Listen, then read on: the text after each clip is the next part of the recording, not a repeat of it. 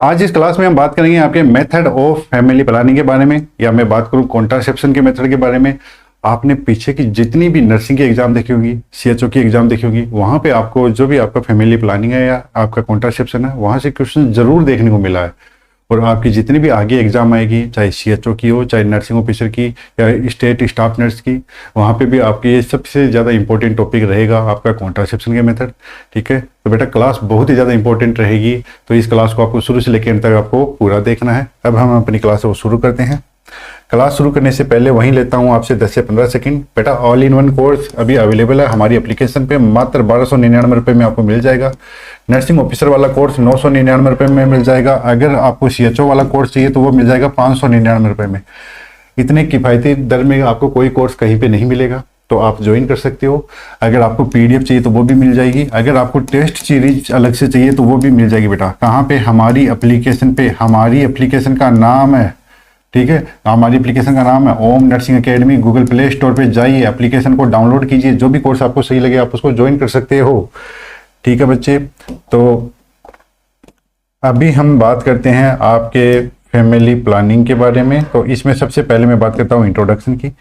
Family planning के method अपन क्यों काम में लेते हैं? ठीक है, जो भी अनवांटेड प्रेगनेंसी है उसको रोकने के लिए, अगर किसी माता जी के पास में बच्चे हैं तो अगर उनको नेक्स्ट बेबी चाहिए तो उनके बीच में गैप रखने के लिए। ठीक है, अगर कोई माता जी या कोई पेरेंट्स है वो तैयार नहीं है अभी प्रेगनेंसी के लिए, तो उसको रोकने के लिए आपके जो भी फैमिली प्लानिंग के मेथड है वो काम में लिए जाते हैं। चलिए देखिए, इसके बारे में अपन बात करते हैं। Family planning refers to the deliberate use of method और technique to prevent pregnancy, pregnancy को रोकने के लिए, जिससे आपके जो भी कपल है, ठीक है, जो भी आपके कपल है वो डिटरमाइन कर सके कि उनको कितने बच्चे चाहिए, ठीक है, और कौन से टाइमिंग पे चाहिए, और जो भी अपन गैप है वो मेंटेन कर सके, स्पेस है वो मेंटेन कर सके अपने बच्चों के बीच में। गवर्नमेंट भी बोलती है आपके बच्चों के बीच में कम से कम कितना होना चाहिए? 3 साल का गैप होना चाहिए। अगर 2 बच्चे हैं, पहला बच्चा है और दूसरा बच्चा है, उनके बीच में कम से कम कितने साल का गैप होना चाहिए? 3 साल का गैप होना चाहिए। ठीक है, चलिए आगे मैं बात करता हूं कॉन्ट्रासेप्शन के बारे में। तो बेटा कॉन्ट्रासेप्शन को देखिए, कॉन्ट्रासेप्शन का मतलब भी क्या होता है? जो मेथड काम में लिए जाते हैं प्रेगनेंसी को रोकने के लिए, उसको अपन क्या बोलते हैं? कॉन्ट्रासेप्शन बोलते हैं। चलिए इसमें अपन नेक्स्ट देखते हैं। नेक्स्ट अपन बात करेंगे आपके ऑब्जेक्टिव ऑफ फैमिली प्लानिंग। जो भी फैमिली प्लानिंग का है उसका उद्देश्य क्या रहेगा बेटा, पर्पज क्या रहेगा? तो देखिए, अनचाही प्रेगनेंसी को रोकने के लिए, ठीक है, जो भी अपन बोलते हैं ना अनवांटेड प्रेगनेंसी को रोकने के लिए अपन आपके फैमिली प्लानिंग के मेथड है वो काम में लेते हैं। आपके माताजी और बच्चे का जो भी हेल्थ है उसको प्रमोट करने के लिए, आपको पॉपुलेशन ग्रोथ को कंट्रोल करने के लिए। गवर्नमेंट भी बोलती है ना पॉपुलेशन को भाई कंट्रोल करके रखो, ठीक है। अभी अपना देश है वो नंबर 1 पे चल रहा है, ठीक है। स्पेस बिटवीन चिल्ड्रेन, बच्चों के बीच में आपको क्या करना है? स्पेस बना के रखना है, ठीक है। Improve family welfare and economy, जो भी आपकी फैमिली वेलफेयर और इकोनॉमी है उसको बूस्ट करने के लिए। ये समझिए कि देखिए एक परिवार में है, किसी एक परिवार में 20 कोई 20 सदस्य हैं, या यूँ समझो कि वहाँ पे कमाने वाले कम हैं, या फिर मैं बोलूँ एक कमाने वाला है और उनके खाने वाले कितने हैं? 10-11 हैं, ठीक है। तो वहाँ पे आपको पता ही है, वहाँ पे यूँ समझो गरीबी जैसे हालात हो जाते हैं, है ना। वो सिर्फ आपके अपने घर वालों के जो भी अपने बच्चे हैं उनके सिर्फ पेट भर सकता है, बाकी के उनके लिए वो बाकी की जो भी सुख सुविधाएं नहीं ला सकता, ठीक है। तो फैमिली वेलफेयर और इकोनॉमी के लिए भी आपका क्या जरूरी है? फैमिली प्लानिंग जरूरी है। अब मैं बात करता हूँ आपके क्लासिफिकेशन के बारे में। तो हम यहाँ पे अपन बात करेंगे आपके किसके? फैमिली प्लानिंग मेथड की। यहाँ पे तो 2 तरीके फैमिली प्लानिंग मेथड अपन काम में लेते बेटा। एक तो होते हैं आपके रिवर्सिबल और एक होते हैं नॉन रिवर्सिबल, ठीक है। एक होते हैं टेम्पररी और एक होते हैं परमानेंट। तो देखिए अपन बात करते हैं आपका जो भी टेम्पररी मेथड है। फर्स्ट है टेम्पररी मेथड। टेम्पररी मेथड में आपको देखिए अलग अलग देखने को मिलेंगे। एक है ये बैरियर मेथड। बैरियर, ये वाला बैरियर मतलब जो भी स्पर्म है और जो भी आपका वो हम उसके कांटेक्ट को रोकने के लिए, ठीक है, जिसमें अपन फिजिकल है, केमिकल है या कंबाइंड मेथड है वो काम में लेते हैं। हार्मोन में आपके ओरल पिल्स काम में लिए जाते हैं बेटा। इंजेक्टेबल में जैसे आपका डीएमपीए काम में लेते हैं, ठीक है। सब डर्मल इम्प्लांट है वो काम में लिए जाते हैं। IUD very very important, exam में बहुत बार क्वेश्चन आता है बेटा, जिसमें फर्स्ट जनरेशन की आती है, सेकंड जनरेशन आती है, थर्ड जनरेशन वाले काम में लेते हैं। नेचुरल मेथड अपन जैसे कैलेंडर मेथड वो भी काम में लेते हैं। परमानेंट मेथड, ठीक है, ये आपका ये भी इंपॉर्टेंट है। इसमें अपन फीमेल के लिए ट्यूबेक्टोमी करते हैं और मेल के लिए मेल स्टेरिलाइजेशन में अपन क्या करते हैं? वेस्टेक्टोमी, ठीक है। तो इनके बारे में अपन आगे अपन डिटेल से देखेंगे बच्चे, ठीक है। चलिए आगे मैं बढ़ता हूं। तो इसमें अपन सबसे पहले देखते हैं आपका बैरियर मेथड। बैरियर मेथड के अंदर देखिए जो भी ये क्या करता है, फिजिकली ब्लॉक करता है स्पर्म को कहां तक, एग तक पहुंचने के लिए, मतलब ओवर तक पहुंचने के लिए ये रोकने का काम करता है। अब अपन बात करते हैं types of barrier method. Barrier method में कौन कौन से टाइप काम में लेते हैं, जैसे फिजिकल बैरियर हो गया, ठीक है, आपका केमिकल बैरियर हो गया और आपका कंबाइंड बैरियर हो गया। फिजिकल बैरियर मतलब जैसे अपन कॉन्डोम्स काम में लेते हैं, केमिकल बैरियर में जिसमें स्पर्मिसाइड काम में लेते हैं, कंबाइंड में आपका क्या होता है कि जैसे आपने फिजिकल और केमिकल दोनों को काम में लिया है, ठीक है, उनके बारे में। नेक्स्ट अपन बात करते हैं, देखिए सबसे पहले मैं बात करता हूं मेल कॉन्डोम, ठीक है। तो जो भी फिजिकल बैरियर का पहला मेथड है वो कौन सा है, वो है आपका मेल कॉन्डोम। ये बहुत यानी सबसे ज्यादा काम में लिया जाने वाला आपका क्या है, मेथड है, ठीक है। Most widely used method by males, ये मेल के द्वारा सबसे ज्यादा काम में लिया जाने वाला मेथड है। कौन सा, आपका मेल कॉन्डोम। ये किसका मिलके बने होते हैं भाई, ये पॉलीयूरेथन के मिलके बने होते हैं और लेटेक्स के बने होते हैं। पॉलीयूरेथन कॉन्डोम है, ये क्या होते हैं, थोड़े पतले होते हैं और ये आपके सुटेबल होते हैं, ठीक है। वो लेटेक्स आपके क्या होते हैं, आपके जो भी क्लाइंट है जो अगर सेंसिटिव है, किससे, लेटेक्स से। आपने देखा होगा ना कईयों को लेटेक्स से दिक्कत होती है, कईयों ने आपने देखा होगा हॉस्पिटल में जो काम करते हैं वो ग्लोव्स, लेटेक्स वाले ग्लोव्स आते हैं, उससे भी एलर्जी होती है। तो उसके लिए कौन से अच्छे रहते हैं, पॉलीयूरेथन वाले। निरोध, ये क्या है, एक अपन नॉर्मली जो भी अपन की कॉमन मार्केटेड कॉन्डोम ब्रांड है जो इंडिया में काम में लेते हैं, ठीक है। गाँव में भी अपन बोलते हैं ना कि निरोध काम में लिया करो, ठीक है। अगर आपको फैमिली प्लानिंग के मेथड काम में लेते हैं तो वहाँ पे मोस्ट को कॉन्डोम नहीं बोलते, वो निरोध ही बोलते हैं, ठीक है। चलिए आगे मैं बढ़ता हूँ। एडवांटेज क्या होगा भाई, देखिए सबसे बड़ा एडवांटेज तो इसका यही है, कौन सा, promote against sexual transmitted infection. जो भी एसटीडी है उसको रोकने के लिए ये काम में लिया जाता है, ठीक है। इसका कोई हार्मोनल साइड इफेक्ट नहीं होता, ये आपको इजीली अवेलेबल रहता है, कोई इसमें आपको प्रिस्क्रिप्शन की जरूरत नहीं है। ये नहीं बोलेंगे कि डॉक्टर से लिखवा के लेके आओ, आप कोई भी मेडिकल स्टोर पे जाके बोलोगे वो आपको दे देंगे, ठीक है। और ये सबसे बढ़िया यूजफुल मेथड है स्पेस करने के लिए, यानी गैप देने के लिए आपके बच्चों के बीच में, ठीक है। चलिए नेक्स्ट में अभी आपका बात करता हूं, वो अपन बात करेंगे फीमेल कॉन्डोम। अभी तो अपन ने बात की मेल कॉन्डोम की, अब अपन बात करते हैं अपन किसकी, फीमेल कॉन्डोम की। फीमेल कॉन्डोम को अपन कौन से नाम से भी जानते हैं बेटा, फेमिडोम के नाम से भी जानते हैं। किस नाम से भी जानते हैं, फेमिडोम के नाम से भी जानते हैं। ये सॉफ्ट पॉलीयूरेथन का एक पाउच होता है, ठीक है, जो आपकी जो भी आपकी फीमेल्स है उसकी वेजाइना में ये क्या किया जाता है, उसको फिट किया जाता है। चलिए आगे देखिए, आगे दिखाता हूँ आपको। ये वाला देखिए, आप देख सकते हो यहाँ पे आपको एक साइड से क्लोज रहेगा, ई साइड से ओपन है और एक साइड से क्लोज है। तो ये क्लोज्ड वाला ये कहाँ पे जाएगा, अंदर की साइड में जाएगा, और ये आपका ओपन वाला एंड कहाँ पे रहेगा, बाहर की तरफ, ठीक है। इसको वेजाइना में कहाँ किया जाता है, फिट किया जाता है। इसकी लेंथ लगभग होती है 17 सेंटीमीटर के बराबर। मटेरियल ये होता है पॉलीयूरेथन का। इसमें आपको 2 रिंग देखने को मिलती है, इनर रिंग होती है वो स्मॉल होती है और इसको डीप इंसर्ट किया जाता है वेजाइना में, ठीक है।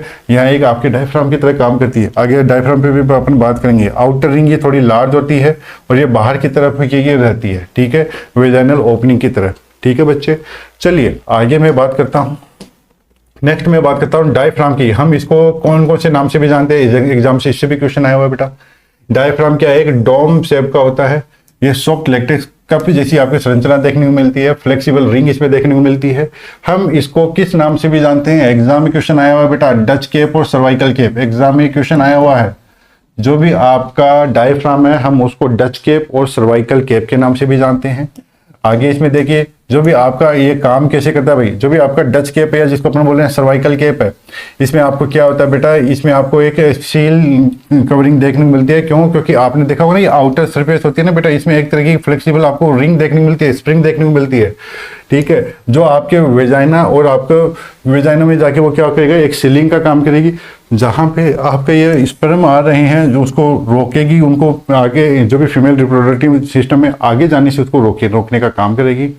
हम इसमें 1 टीस्पून, ठीक है, 5 ml के सामान इसमें अपन क्या लेते हैं, स्पर्मिसाइड लेते हैं। स्पर्मिसाइड मतलब वो केमिकल एजेंट जो आपके स्पर्म को क्या करे, उसको खत्म करने का काम करे, ठीक है, उसको डिस्ट्रॉय करने का काम करे, हम उसको बोलते हैं स्पर्मिसाइड, ठीक है। और ये आपके कहाँ पे लगाया जाता है बेटा, जो भी डोम शेप का जो भी डायफ्राम है ये आपका इंसर्ट किया जाता है और इसको एप्लीकेटर इसमें अपन क्या लगाते हैं, मैंने बोला कि इसमें अपन क्या लगाएंगे, अरे भाई इसके अंदर अपन लगाएंगे आपका स्पर्मिसाइड और फिर उसको आपके कहाँ में इंसर्ट करवा देंगे, वेजाइना में, आपकी सर्विस के आगे की तरफ। ये डिवाइस है, इंट्रोड्यूस किया जाता है 3 घंटे पहले, ठीक है। जब आपको इंटरकोर्स करना हो ना, उससे 3 घंटे पहले क्या किया जाता है, इसको इंट्रोड्यूस किया जाता है और बाकी के 6 घंटे तक इसको अंदर तक रखा जाता है, ठीक है। जैसे फर्टिलाइजेशन हुआ उसके 6 घंटे बाद तक इसको वहीं रखा जाता है, ठीक है, वेजाइना के अंदर।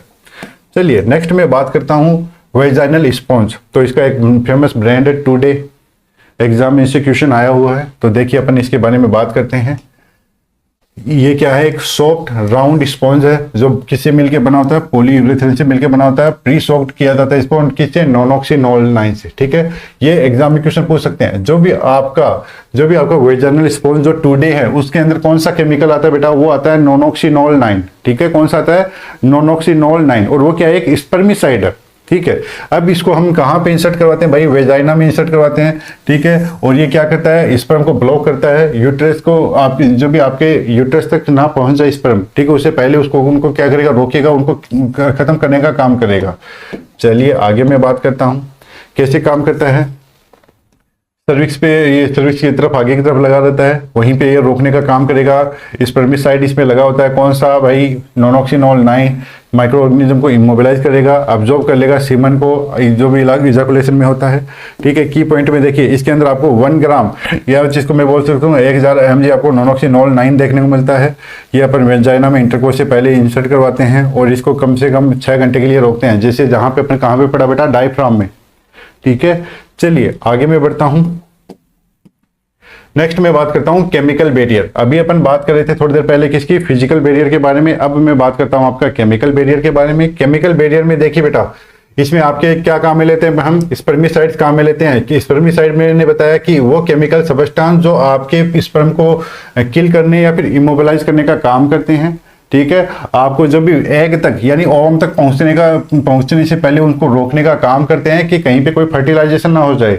ये क्या है, आपके टेम्परेरी बैरियर मेथड है कॉन्ट्रासेप्शन का, और ये मोस्ट ऑफ आपके फीमेल के द्वारा काम में लिया जाता है। नेक्स्ट मैं बात करूं स्पर्मिसाइड। स्पर्मिसाइड में आपका ये फॉर्म फॉर्म में होते हैं।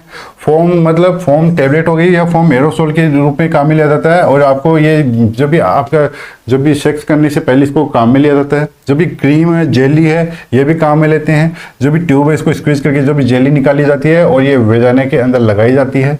सपोजिटरी काम में लेते हैं, जो होते हैं क्या, सॉलिड होते हैं, इंसर्ट करवाते हैं, मैनुअली इंसर्ट करवाते हैं कि इसमें आपके वेजाइना के अंदर बेटा, ठीक है। बेटा थोड़ा फास्ट चल रहा हूँ क्योंकि कंटेंट बहुत ही ज्यादा है, लेकिन मेरे को उन्हीं सब्जेक्ट पे बात करनी है जो एग्जाम में क्वेश्चन आते हैं। जहां पे मैं अगर आपके ये क्यों लगा रहा हूँ ना, जहां पे मैं ये क्यों लगा रहा हूँ या स्टार लगा रहा हूँ, इसका मतलब वो पीछे के एग्जाम में क्वेश्चन आए हुए हैं, ठीक है बच्चे। चलिए आगे मैं बात करता हूं आपका इंट्रा यूटेराइन डिवाइस। ये टॉपिक इंपॉर्टेंट है। इंट्रा यूटेराइन डिवाइस है, बहुत ही ज्यादा इंपॉर्टेंट है। अगर आपने पीछे के एग्जाम में देखा होगा, कॉपर टी है, मल्टी लोड्स है, एग्जाम में कई बार क्वेश्चन आया हुआ है।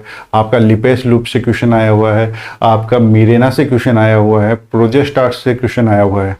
देखिए अभी अपन बात करते हैं intra uterine devices. Inter uterine devices ये क्या होते हैं, स्मॉल टी शेप में आपके कॉन्ट्रासेप्टिव डिवाइस होते हैं जो इंसर्ट करवाए जाते हैं कहाँ पे, यूट्रस के अंदर। क्यों भाई, प्रेगनेंसी को रोकना है इसीलिए। ये क्या होते हैं बेटा, लॉन्ग एक्टिंग होते हैं, रिवर्सिबल कॉन्ट्रासेप्टिव होते हैं। चलिए आगे मैं बात करता हूँ टाइप्स ऑफ आईयूसीडी। तो बेटा इसमें अपन अलग अलग जनरेशन में बात करेंगे, ठीक है। एक होता है फर्स्ट जनरेशन, सेकंड जनरेशन और थर्ड जनरेशन। फर्स्ट जनरेशन में देखिए, फर्स्ट जनरेशन का एक उदाहरण है वो है लिपेस लूप। याद कीजिए, ऐसे एक सांप जैसा ऐसे आकृति वाला एक आपको बताया था, वो क्या है, लिपेस लूप। और सेकंड जनरेशन में आते हैं कॉपर टी। कॉपर टी मतलब इसमें कॉपर, इसमें आपको तांबा देखने को मिलेगा भाई, ठीक है। ये भी नॉन हॉर्मोनल है। थर्ड जनरेशन इसमें होते हैं प्रोजेस्टार्ट। इसमें आप ये क्या होते हैं बेटा, कौन सा मेथड है, हार्मोनल। अगर कोई भी बोले कि इंट्रायूटेराइन डिवाइसेस में जो भी आपके हार्मोनल मेथड है, हार्मोन वाले जो भी आईयूसीडी है, वो कौन से जनरेशन में आते हैं, तो आते हैं थर्ड जनरेशन में। ऐसे कौन से आईयूसीडी है जो जिसके अंदर कोई भी किसी भी तरीके की कोई भी मेडिकेशन नहीं होती, इनर्ट होते हैं। इनर्ट किस में आते हैं बेटा, फर्स्ट जनरेशन में। ऐसे कौन से आईयूसीडी है जिसके अंदर आपको कॉपर देखने को मिलता है, वो आते हैं आपके सेकंड जनरेशन में, ठीक है। चलिए आगे अपन बढ़ते हैं। सबसे पहले मैं बात करता हूं फर्स्ट जनरेशन की। फर्स्ट जनरेशन के अंदर जो भी आपके आईयूसीडी आते हैं, इंट्रायूटेराइन कॉन्ट्रासेप्टिव डिवाइसेस आते हैं। इसके अंदर आपको क्या होता है बेटा, ये होते हैं इनर्ट। इनर्ट मतलब ये इसमें आपको नॉन मेडिकेटेड होते हैं, ठीक है। इसमें आपको किसी भी तरह की कोई भी मेडिकेशन या किसी भी तरह का कोई भी हार्मोन ये आपको नहीं देखने को मिलेगा, ठीक है। तो चलिए हम इसके बारे में बात करते हैं। इसका एक उदाहरण है लिपेस लूप। चलिए देखिए, फर्स्ट जनरेशन आईयूडीज ये क्या होते हैं बेटा, इनर्ट होते हैं, या जिसको अपन क्या बोलेंगे, नॉन मेडिकेटेड होते हैं। ये आपके क्या है, इंट्रा यूट्राइन कॉन्ट्रासेप्टिव डिवाइस है। इनमें किसी भी तरीके का कोई भी कॉपर या हार्मोन नहीं होता, कोई भी किसी भी तरह की दवाइयाँ वो नहीं देखने को मिलती। उदाहरण कौन सा है बेटा, वो है आपका लिपेस लूप। तो देखिए यहाँ पे मैं बात कर रहा हूँ एक लिपेस लूप की। लिपेस लूप ये कैसा होता है बेटा, एस शेप में होता है, सर्पेंटाइन डिजाइन होती है। सर्पेंटाइन मतलब होता है स्नैक, ठीक है। देखिए ये देखिए ऐसे लग नहीं रहा क्या, ऐसे कोई सांप जैसा होता है ना, उसी तरीके की डिजाइन है। तो ये क्या है, सर्पेंटाइन शेप का है। ये पॉली इथाइलिन का बना होता है, नॉन टॉक्सिक होता है, नॉन टिश्यू रिएक्टिव होता है, प्लास्टिक होता है। इसके अंदर आपको बेरियम सल्फेट भी देखने को मिलता है। बेरियम सल्फेट से अगर आप कहाँ पे लगाओगे, माता जी के यूट्रस में लगा दोगे, फिर एक्सरे से आप देख सकते हो, क्योंकि बेरियम क्या है भाई, बेरियम कॉन्ट्रास्ट है। ये आपको एक्सरे में आपको पता चल जाएगा कि कहाँ पे लगा है, ठीक है, विजिबल ऑन एक्सरे। इसमें आपको 2 नायलॉन के थ्रेड वो भी देखने को मिलेंगे जो लोअर एंड पे होते हैं। ये आपके चेक करने के लिए या रिमूव करने के लिए काम में आते हैं बेटा, ठीक है। ये क्या है, ये है आपका लिपेस लूप। और एक नाम और आपने सुना होगा जो नीचे दिखाई दे रहा है, वो क्या है, ग्रेफेनबर्ग रिंग। ये ग्रेफेनबर्ग रिंग ये मेटेलिक रिंग होती थी जो पहले काम में लेते थे, लेकिन आज के समय इसको काम में नहीं लेते, ठीक है। ये भी किस में आते हैं बेटा, फर्स्ट जनरेशन आईयूडीज में आते हैं। वो रिंग देखिए अच्छे से ध्यान से कोने में, वो क्या है, ग्रेफेनबर्ग रिंग, ठीक है। चलिए आगे मैं बढ़ता हूं बेटा, सेकंड जनरेशन आईयूडीज के बारे में बात करता हूं। सेकंड जनरेशन जो भी इंट्रा यूट्राइन कॉन्ट्रासेप्टिव डिवाइस है, इसके अंदर क्या आता है बेटा, इसके अंदर आपको कॉपर देखने को मिलेगा। यूं समझ लीजिए जो भी आपके कॉपर वाली डिवाइसेज है, ठीक है, जो भी कॉपर टी आती है, कॉपर टी किसका उदाहरण है, सेकेंड जनरेशन का, जिसमें तांबा लगा हुआ होगा ना। फोटो में हमेशा याद रख लेना, अगर आपको इमेज दिखाई जाएगी जिसमें तांबा लगा हुआ है, वो सेकंड जनरेशन में आएगा बेटा, ठीक है। चलिए मैं इसमें देखिए मैं बात करता हूँ सेकंड जनरेशन जो भी आईयूडीज है, ये मेडिकेटेड इंट्रायूट्राइन डिवाइसेज है जो रिलीज करते हैं किसको, कॉपर आयन को रिलीज करते हैं भाई। किसको रिलीज करेंगे, कॉपर आयन को। और इस ये क्या करते हैं, जो कॉपर क्या करता है बेटा, ये स्पर्मिसाइडल इफेक्ट है वो डालता है। क्या क्या करता है, स्पर्म को मारेगा या फिर उनको इमोबिलाइज कर देगा, ठीक है। और ये फिर जो भी आपका फर्टिलाइजेशन है उसको रोकने का काम करता है। ये बहुत ही ज्यादा इफेक्टिव है, लॉन्ग लास्टिंग है फर्स्ट जनरेशन की तुलना में, ठीक है। ये क्या है, बहुत ही ज़्यादा इफेक्टिव है, लॉन्ग लास्टिंग है, लंबे समय तक काम करते हैं। किसकी तुलना में, आपके फर्स्ट जनरेशन की तुलना में। चलिए मैं आगे बात करूं, ये मैकेनिज्म कैसे काम करता है भाई। कॉपर आयन रिलीज करता है, ठीक है, कौन, जो आपका कॉपर टी है। तो देखिए ये क्या है, ये आर टॉक्सिक टू स्पर्म। ये किस टॉक्सिक किसके लिए भाई, स्पर्म के लिए है। ये स्पर्म की मोटिलिटी को रोकने का काम करता है और उसकी वायबिलिटी मतलब उसको किल करने का भी काम करता है, ठीक है। एंडोमेट्रियल चेंजेस देखने को मिलेगा, मतलब ये आपके इम्प्लांटमेंट जब इम्प्लांटेशन हो रहा है उसको भी रोकने का काम करेगा। अगर गलती से फर्टिलाइजेशन हो भी गया तो उसके इम्प्लांटेशन को ये रोकेगा। ये लोकल इन्फ्लामेटरी रिएक्शन करता है जिसके कारण से फर्टिलाइजेशन क्या होगा, फर्टिलाइजेशन आपका नहीं हो पाएगा। चलिए नेक्स्ट में बात करूं टाइप ऑफ कॉपर। जो भी आपकी कॉपर आईयूडीज है हम उसके बारे में बात करेंगे। मैंने बता दिया, कई बार बता दिया बेटा, कॉपर वाले आईयूडीज कौन सी जनरेशन में आते हैं, सेकेंड जनरेशन में। कौन सी जनरेशन में, सेकेंड जनरेशन में। जो पहले डिवाइसेज आते थे उसमें कौन कौन से आते थे बेटा, वो थे ये T copper 200, T copper 200B, copper 7, और ये आपने देखा होगा संघाई वी, कॉपर 2, ठीक है। ये बेसिक कॉपर डिवाइसेज है जिनका जो भी शॉर्ट लाइफ स्पान होता था, ठीक है। फिर उसके बाद में अपनी आपके कौन से आए थे, न्यू डिवाइस आए थे जिसमें आपके टी कॉपर 220C, ठीक है, कॉपर जो भी आपका कॉपर टी 380A, जो ये क्या होता है, सबसे लॉन्ग लास्टिंग होता है, लॉन्ग लास्टिंग सबसे लंबे समय तक काम करता है कॉपर टी, जिसको अपन बोले 380A, ठीक है। आपका TCU 380S और कॉपर टी नोवा 200, कॉपर टी नोवा 380, और आपके मल्टी लोड डिवाइस देखिए बेटा, कॉपर टी आपको ऐसा देखने को मिलेगा। जो मल्टी लोड वाले हैं ना वो आपको इस तरीके के देखने को मिलेगा, इस पे भी कॉपर लगा होता है। सेकंड जनरेशन में सभी पे कॉपर लगा रहेगा, लेकिन मल्टी लोड वाले ऐसे मुड़े हुए देखने को मिलेंगे, ठीक है, उनमें एक कर्व देखने को मिलेगा। ये टी वाले, ये आपको कॉपर टी है, ये सीधा देखने को मिलेंगे, मल्टी लोड आपको मुड़े हुए देखने को मिलेंगे। कौन से जनरेशन में आते हैं बेटा, मल्टी लोड भी कौन से आते हैं, ये आपका बीएचयू में क्वेश्चन आया था, बीएचयू में क्वेश्चन आया था। मल्टी लोड कौन से जनरेशन में आते हैं, तो वो सेकंड जनरेशन में आते हैं, ठीक है। Curved arm for better fit, less chance to expulsion, expulsion का चांस भी क्या हो जाता है इनमें, कम हो जाता है, ठीक है।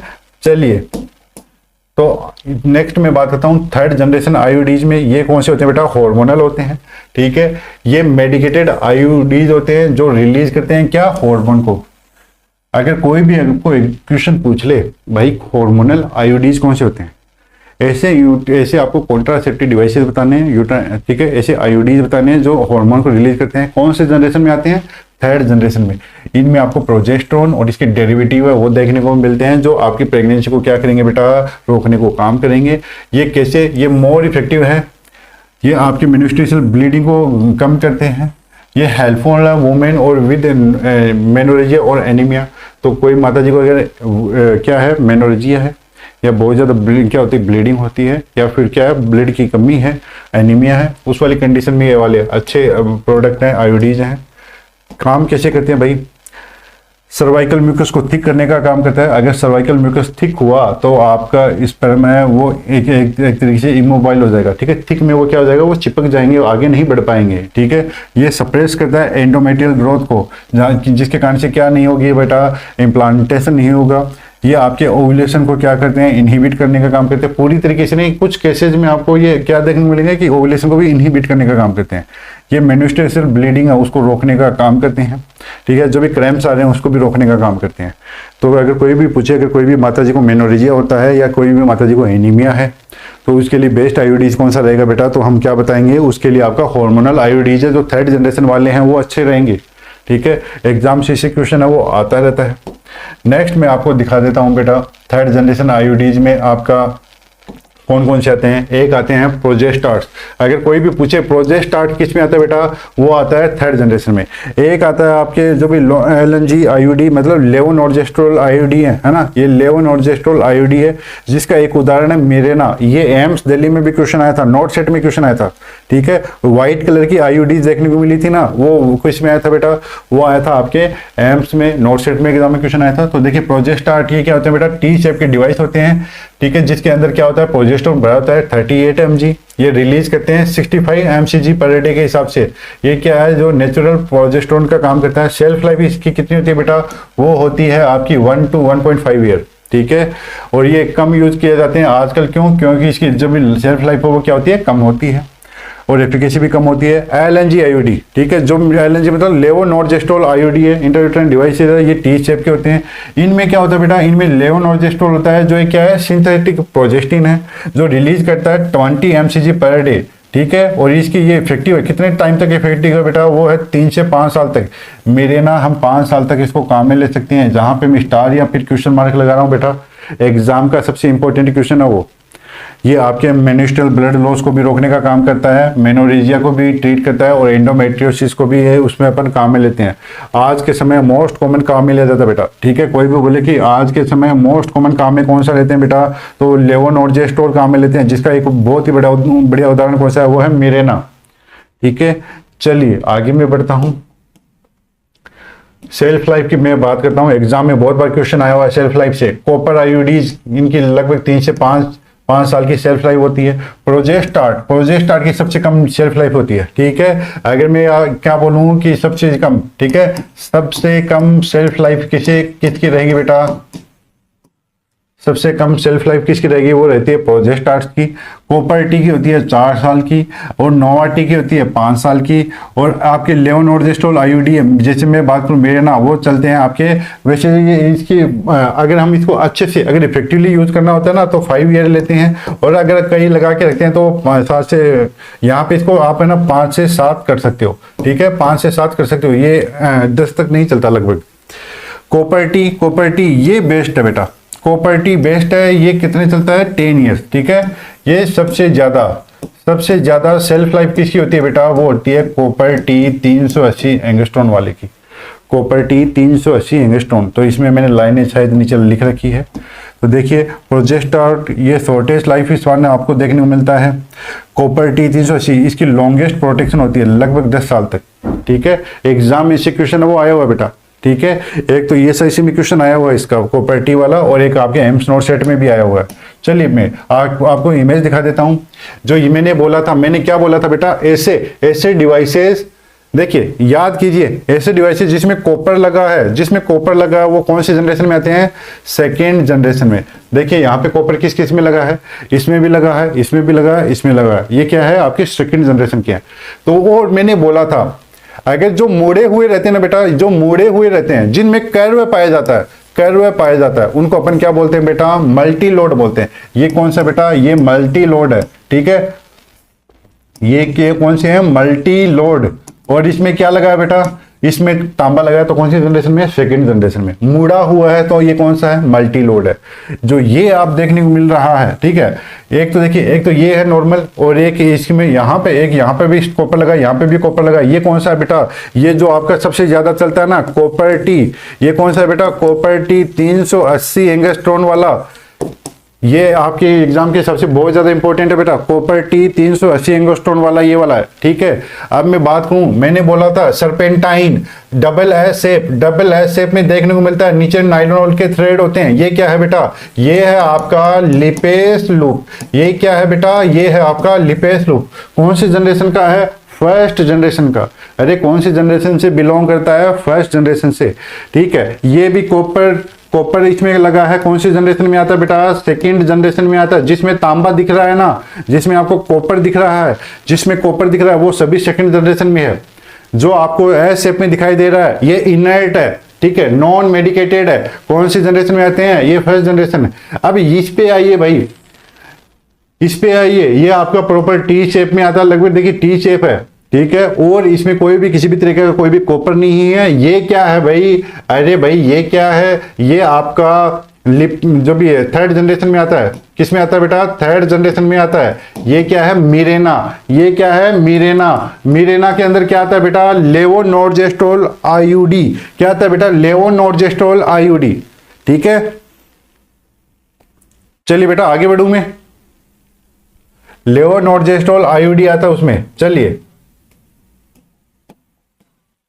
नेक्स्ट मैं बात करता हूं side effect of IUD. Intrauterine devices insertion के कोई साइड इफेक्ट होते हैं क्या, हाँ जी होते हैं। तो देखिए कौन कौन से होते हैं, हम उसके बारे में बात करते हैं। इसमें देखिए ब्लीडिंग क्या है बेटा, मोस्ट कॉमन साइड इफेक्ट है। अगर कोई भी माताजी को, कोई भी वुमन को क्या लगा है बेटा, अगर आपका क्या लगा है, इंट्रायूटेराइन डिवाइसेस लगा है, तो most common side effect exam के हिसाब से क्या रहेगा, वो रहेगा bleeding. Second major side effect क्या होता है बेटा, वो होता है पेन, ठीक है। पहला कौन सा रहेगा, पहला रहेगा ब्लीडिंग या अपन बोल सकते हैं हेमरेज। सेकंड कौन सा रहेगा बेटा, सेकंड रहेगा ब्लीडिंग। पेल्विक इन्फेक्शन, ठीक है, पेल्विक इन्फ्लामेटरी डिजीज भी यहाँ पे हो सकती है। एक्टोपिक प्रेगनेंसी हो सकती है बेटा, ये भी आपका इंपॉर्टेंट है, ठीक है। चलिए आगे देखिए, एब्सोल्यूट कॉन्ट्राइंडिकेशन। कौन सी वाली कंडीशन में आपको आईयूडीज नहीं लगानी है भाई, कौन सी वाली कंडीशन में आपको आईयूडीज नहीं लगानी है, जब आपको सस्पेक्टेड हो प्रेगनेंसी, ठीक है। अगर प्रेगनेंसी हो गई है, उसके बाद में आप आईयूडीज लगा रहे हो, तब आपको ये कोई काम में नहीं लगेगा बेटा, ठीक है। पीआईडी पेल्विक इन्फ्लामेटरी डिजीज है या वेजाइनल ब्लीडिंग हो रही है, अनडायग्नोस है, ठीक है, यानी पता नहीं किस कारण से ब्लीडिंग हो रही है वेजाइनल, और आप उसमें आपको क्या है कि आईयूडीज है वो नहीं लगानी बेटा। अगर सर्विक्स का कैंसर है, यूट्रस का कैंसर है, तो उस वाले केस में भी आपको क्या नहीं लगानी, आईयूडीज है वो इंसर्ट नहीं करवानी। अगर पीछे पास्ट में कभी कोई एक्टोपिक प्रेगनेंसी हुई है, एक्टोपिक प्रेगनेंसी का मतलब वो प्रेगनेंसी जो आपकी यूट्रस में ना हो के किसी दूसरे बॉडी पार्ट में, मतलब जैसे फेलोपियन में हो रही है, ठीक है, तो उसमें अपन क्या बोलते हैं, उसको अपन बोलते हैं एक्टोपिक प्रेगनेंसी, मतलब यूट्रस में नहीं होती, यूट्रस के अलावा। चलिए टाइमिंग कौन सी रहेगी बेटा आईयूडी इंसर्शन की, इसमें देखिए इंपॉर्टेंट है करेक्ट टाइमिंग, ठीक है। जो बेस्ट टाइमिंग कौन सी होती है बेटा, अगर मैं बोलूं कि अगर आपकी देखिए करेक्ट टाइमिंग क्यों जरूरी है, सेफ्टी के लिए, इफेक्टिवनेस के लिए और पेशेंट कंफर्ट के लिए, ठीक है। तो देखिए बेस्ट अगर मैं बोलूं तो वो कब रहेगा, ड्यूरिंग मेन्स्ट्रुएशन के दौरान और with in 10 days of menstrual cycle start. जब आपका मेन्स्ट्रुअल साइकिल स्टार्ट होता है उसके 10 दिन में या फिर मेन्स्ट्रुएशन के टाइम में भी आप इंसर्ट करवा सकते हो। हम इसको क्या बोलते हैं बेटा, बेस्ट टाइम बोलते हैं आईयूसीडी इंसर्शन का। कोई भी पूछ ले कि बेटा आईयूसीडी इंसर्शन का बेस्ट टाइम कौन सा है, तो वो है ड्यूरिंग मेन्स्ट्रुएशन, और जो भी आपके मेन्स्ट्रुएशन का जो भी टाइम था उसका पहले 10 दिन, ठीक है उसमें। चलिए इसमें क्यों, क्योंकि इसमें सर्विक्स है वो नेचुरली डायलेटेड होती है, सॉफ्ट होती है और डिस्कम्फर्ट वो नहीं होता बेटा, ठीक है। लो चांस रहते हैं किसके, आपके एक्सपल्सन के और प्रेगनेंसी के, ठीक है।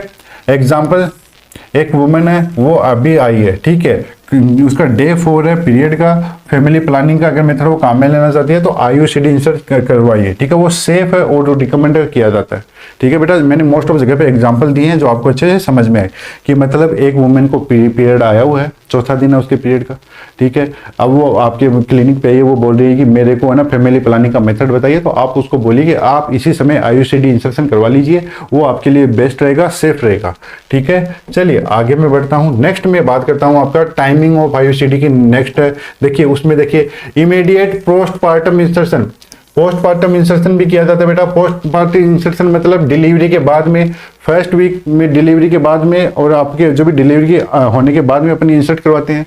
देखिए often done before mother is discharge from hospital. देखिए माता जी हॉस्पिटल में आई, माता जी की डिलीवरी करवा दी, डिलीवरी के बाद में उसको 2 दिन तक ही क्या रखते हैं, आपके फॉलोअप के लिए रखते हैं, ठीक है, मतलब केयर के लिए रखते हैं। तो उस टाइम पे आपको डिस्चार्ज किया जाता है ना 2 या 3 दिन के बाद में, उससे पहले आप क्या लगा देंगे माता जी को, आप आपका IUD लगा देंगे, ठीक है। ये कन्वीनियंट है बट इसमें हायर रिस्क होते हैं। रिस्क किसका होता है बेटा, यूट्राइन परफोरेशन और एक्सपल्सन, ये जरूरी है, ठीक है, ये याद रखना। इसीलिए मैं बेस्ट मेथड कब बता रहा था, जब पीरियड आ रहा है, ठीक है, जब मेनिस्ट्रेशन चल रहा है या मेनिस्ट्रेशन की शुरुआती 10 दिन का समय है, वो बेस्ट होता है, वो इफेक्टिव होता है। एग्जाम्पल की मैं बात करूं, एक माता जी ने डिलीवरी करवाई है वेजाइनली, ठीक है, और वो चाहती है कि कॉन्ट्रासेप्शन का मेथड जब वो डिस्चार्ज हो जाए इससे पहले, तब हम IUCD इंसर्ट करवा सकते हैं। लेकिन उनको बताना है क्या कि अभी क्या है कि आपके हायर चांस रहते हैं, ठीक है, एक्सपल्सन होने के बहुत ज़्यादा चांस है वो रहते हैं, ठीक है। चलिए नेक्स्ट में बढ़ता हूं, पोस्ट परपेरियल इंसर्शन। पोस्ट परपेरियल मतलब परपेरियम का पीरियड का टाइम कितना होता है बेटा, 6 वीक, ठीक है, 42 दिन का होता है। उसके बाद में अपन इंसर्ट करवाते हैं क्या, IUDs, ठीक है। और इसमें ये क्या माना जाता है बेटा, ये सेफ है। यूट्रस यहाँ पे नॉर्मली आपकी नॉर्मल रिटर्न हो जाती है, नॉर्मल साइज में आ जाती है, ठीक है। Can be combined with mother and baby follow up visit. ये अब जो आपकी माता जी और आपके बेबी है वो फॉलोअप विजिट करते हैं, उस टाइम पे अपन करवा सकते हैं। उदाहरण क्या रहता है बेटा, 8-6 week postpartum checkup, mother chosen long term contraception IUCD insert है वो करवाई जाती है, ठीक है। अब देखिए माता जी का परपेरियम का पीरियड पूरा हो गया, उसके बाद माता जी एक बार पोस्ट नेटल चेकअप के लिए आती है आपके क्लिनिक पे, और वो बोल रही है कि मेरे को लंबे समय के लिए क्या चाहिए, आपका कॉन्ट्रासेप्शन का मेथड चाहिए। तो हम क्या करवा सकते हैं बेटा, IUCD इंसर्शन वो करवा सकते हैं, ठीक है। चलिए किसको रिकमेंड नहीं करेंगे, not recommended after second trimester abortion और डिलीवरी, ठीक है। रिकमेंड किसको नहीं करना है, अगर सेकेंड ट्राइमेस्टर के बाद में या फिर अबॉर्शन हुआ है, डिलीवरी हुई है उसके बाद में, ठीक है। देखिए इसके कारण से आपकी यूट्राइन परफोरेशन है और इन्फेक्शन के चांस है वो बढ़ जाते हैं, ठीक है। तो उदाहरण में देखिए बेटा, एक वुमेन है उसको सेकेंड ट्राइमेस्टर अबॉर्शन हुआ है अभी 2 वीक पहले ही, ठीक है, 2 वीक पहले उसको सेकेंड ट्राइमेस्टर का मतलब प्रेगनेंसी उसके सेकेंड ट्राइमेस्टर तक पहुंच गई थी, उसके बाद में उसका अबॉर्शन हो गया।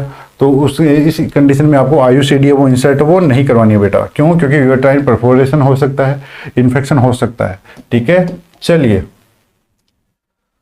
IUCD को हम एज इमरजेंसी कॉन्ट्रासेप्टिव के यूज में भी काम में लेते हैं, ठीक है। अगर कोई आपको बोले कि इमरजेंसी कॉन्ट्रासेप्शन, तो बेटा अनवांटेड 72, आई पील, ई पील, उनके अलावा भी और कुछ भी होता है।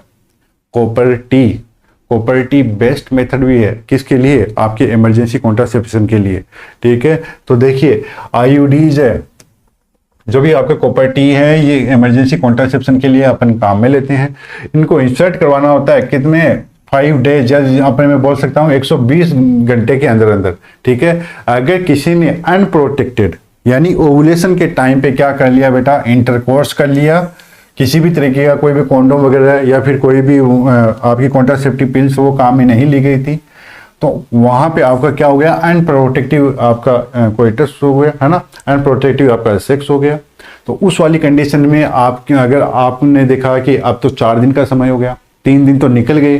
अब तो आप आई पिल, ई पिल, अनवांटेड 72 जिसके अंदर लेवोनॉर्जेस्ट्रोल आ रहा है वो भी नहीं लगवा सकते। तो क्या करेंगे, तो हम क्या करेंगे बेटा, कॉपर आयोडीज लगाएंगे, क्योंकि कॉपर आयोडीज ये क्या करेगा बेटा, जो भी कॉपर आयन को रिलीज करेगा, जो एक टॉक्सिसिटी का काम करते हैं स्पर्म और ओवा के लिए। ये फर्टिलाइजेशन को रोकेंगे, अगर फर्टिलाइजेशन हो भी गया तो इम्प्लांटेशन को रोकने मदद करेंगे। इफेक्टिवनेस क्या है, कितना कारगर है भाई, 99% चांस है इफेक्टिव होते हैं। ठीक है, मेकिंग ये क्या होते हैं आपकी इमरजेंसी कॉन्ट्रासेप्टिव पिल्स की तुलना में ये क्या है, बहुत ही ज्यादा इफेक्टिव है। अगर एग्जाम में क्वेश्चन आता है इमरजेंसी कॉन्ट्रासेप्टिव के पिल्स के रूप में अगर आईयूडीज को अपन काम में लेते हैं कि नहीं लेते, हाँ जी भाई लेते हैं। ठीक है, चलिए बेटा आगे मैं बढ़ता हूं।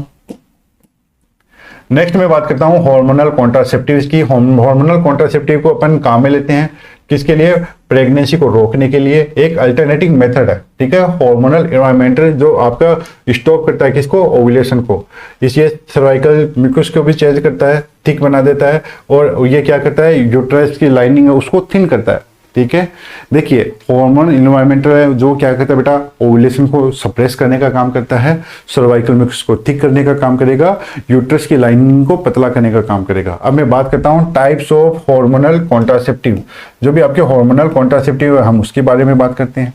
सबसे पहले मैं बात करता हूं ओरल पिल्स, जिसमें आपके आते हैं combined pills, progesterone only pills. ठीक है, इंजेक्टेबल में आते हैं आपके डंपा, नॉट है ना, और एनईटी एन आते हैं। इम्प्लांट्स में आते हैं आपके नॉर प्लांट। पेचेज में आपके आते हैं ऑर्थो एवरा। विजाइनल रिंग में आते हैं नॉर रिंग, और हार्मोनल आयोडीज में आते हैं जैसे आपका लेवोनॉर्जेस्ट्रोल। ठीक है, जिसको अपन मेरेना बोलते हैं, याद कीजिए 3rd जनरेशन अभी बताई थी, है ना। चलिए आगे मैं बढ़ूं। सबसे पहले मैं बात करता हूं आपके कंबाइंड ओरल कॉन्ट्रासेप्टिव पिल्स। किसकी बात करते हैं, combined oral contraceptive pills. Combined oral contraceptive pills में आपको एस्ट्रोजन देखने को मिलता है, जो आपका कौन से फॉर्म में आता है, इथाइनिल एस्ट्राडियोल। कौन सी फॉर्म में आता है बेटा, इथाइनिल एस्ट्राडियोल। प्रोजेस्टिन भी आता है, ठीक है, वो कौन सी फॉर्म में आता है, वो आता है आपका लेवोनॉर्जेस्ट्रोल और नॉर एथाइडियोन के नाम से भी आता है। ठीक है, ये आपके डेली ली जाती है। ठीक है, जो ये वाली आपकी कॉन्ट्रा और जो भी आपकी है ना वो कंबाइंड ओरल कॉन्ट्रासेप्टिव पिल्स, ये डेली ली जाती है। नेक्स्ट मैं बात करूं मैकेनिज्म ऑफ एक्शन, कैसे काम करेगी, ओव्यूलेशन को रोकने का काम करेगी, आपके सर्वाइकल म्यूकस को थिक करेगी, जो आपकी स्पर्म की मोटिलिटी को क्या कर देंगे, कम कर देंगी। ये आपके एंडोमेट्रियल लाइनिंग को कमजोर कर देगी, जिसके कारण से इम्प्लांटेशन है वो नहीं हो पाएगा बेटा। ठीक है, चलिए नेक्स्ट मैं बात करता हूं कैसे किस तरीके से ये काम करती है। इसमें आपको 21 हार्मोन पिल्स देखने को मिलती है, जिसको अपन एक्टिव पिल्स भी बोलते हैं। 7 प्लेसबो पिल्स। प्लेसबो पिल्स बेटा कुछ जगह में ऐसे है, कहीं पे जगह पे आयरन पिल्स आती है और कई जगह पे खाली डमीज पिल्स आती है, उनको रखा जाता है। ठीक है, और आपके 28 डेज की जो भी पैक है उसमें आपको बिना ब्रेक की जो भी आपकी क्या है उसमें आपकी डमी पिल्स आती हैं, तो वो क्या होता है कि आपकी कंटिन्यूटी बनी रहे, इसीलिए अपन उसको काम में लेते हैं। ये आपके डे 1, ठीक है, जो भी मेनिस्ट्रेशन का जो भी डे 1 है, ठीक है, वहीं से अपन क्या कर देते हैं, स्टार्ट कर देते हैं। ठीक है, चलिए आगे मैं बढ़ता हूं। इसके फायदे क्या हैं भाई, ये बहुत ही ज्यादा इफेक्टिव है। फेल्यूर रेट इसकी 1% से कम है। अगर आप सही तरीके से काम में लोगे ना तो इसकी फेल्यूर रेट बहुत ही कम है बेटा। ठीक है, आपके मिनिस्ट्रियल जो भी मिनिस्ट्रियल साइकिल है उसको रेगुलेट करने का काम करती है। क्रैम्प्स है, एक्नी है, और जो भी आपका पीएमएस के जो भी सिम्टम है उनको रोकने का काम करती है, कम करने का काम करती है। ये इफेक्टिव है आपके ओवेरियन कैंसर के लिए, एंडोमेट्रियल कैंसर और बिनाइन ब्रेस्ट डिजीज है उसके लिए क्या बेटा, ये इफेक्टिव है। तो ये चीज भी याद रखना। ठीक है, आपका ओवेरियन कैंसर हो गया, आपका एंडोमेट्रियल कैंसर हो गया, और बिनाइन ब्रेस्ट डिजीज है उसके लिए क्या बेटा, उसके खिलाफ भी ये इफेक्टिव है। ठीक है, नेक्स्ट मैं बात करता हूं आपके डिसएडवांटेज। इसके नुकसान क्या है भाई, नोजिया वोमिटिंग देखने को मिलता है, हेडेक देखने को मिलता है। ठीक है, ब्रेस्ट टेंडरनेस देखने को मिलता है, माइल्ड वेट गेन देखने को मिलेगा, मूड चेंजेस देखने को मिलेगा, और ब्रेक थ्रो ब्लीडिंग, मतलब आपको पहले कुछ महीनों में आपको क्या देखने को मिलेगी बेटा, कुछ ब्लीडिंग है वो देखने को मिलेगी। ठीक है, एब्सोल्यूट कॉन्ट्राइंडिकेशन, देखिए ये बहुत ही ज्यादा इंपॉर्टेंट है जो मैं अभी बात करूंगा ना, एब्सोल्यूट कॉन्ट्राइंडिकेशन। इस वाली कंडीशन में कभी भी आपको जो भी कंबाइंड ओरल कॉन्ट्रासेप्टिव पिल्स है वो काम में नहीं लेनी है। कौन सी वाले केस में, history of thrombo embolism disorder.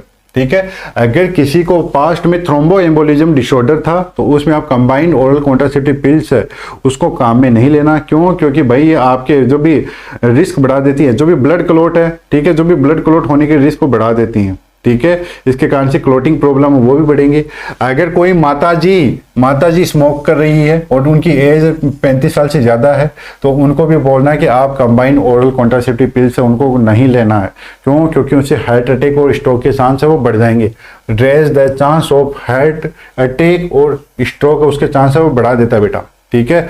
Liver disease अगर किसी को, तो लीवर की जो भी प्रोसेस है, हार्मोन है, उसमें आपको क्या नहीं करना बेटा, आपको जो भी कंबाइंड ओरल कॉन्ट्रासेप्टिव पिल्स है वो नहीं लेनी, क्योंकि वो लीवर प्रॉब्लम को बढ़ा सकते हैं। ब्रेस्ट कैंसर में भी इसको नहीं लेना है बेटा। मैंने वहां पे बिनाइन बताया था, ठीक है, मैलिग्नेंसी नहीं, ठीक है। अगर हार्मोन अगर मैं बात करूं, जो भी आपके कंबाइंड ओरल कॉन्ट्रासेप्टिव में जो भी हार्मोन है वो आपके सेंसिटिव होते हैं किसमें? ब्रेस्ट कैंसर के लिए। अनकंट्रोल्ड हाइपरटेंशन, अगर किसी के बीपी अब बहुत ज़्यादा बढ़ रहा है तो उस वाली कंडीशन में भी आपको ये कंबाइंड ओरल कॉन्ट्रासेप्टिव पिल्स है वो काम में नहीं लेना। माइग्रेन विद ओरा, ठीक है, तो आपके जो भी कंबाइंड ओरल कॉन्ट्रासेप्टिव पिल्स है वो बढ़ा सकती है। स्ट्रोक वाली कंडीशन है, ठीक है, अगर किसी को माइग्रेन ज़्यादा हो रहा है ना तो उसमें आपकी क्या हो रहा है, स्ट्रोक वाली कंडीशन भी देखने मिल सकती है बेटा, ठीक है। तो मैं बोल रहा हूँ अगर किसी को थ्रोम्बो एम्बोलिक डिसऑर्डर है, या कोई माताजी स्मोकिंग कर रही है, या जिनकी माताजी की एज भी ज़्यादा है स्मोकिंग के साथ में, किसी को लीवर डिजीज है,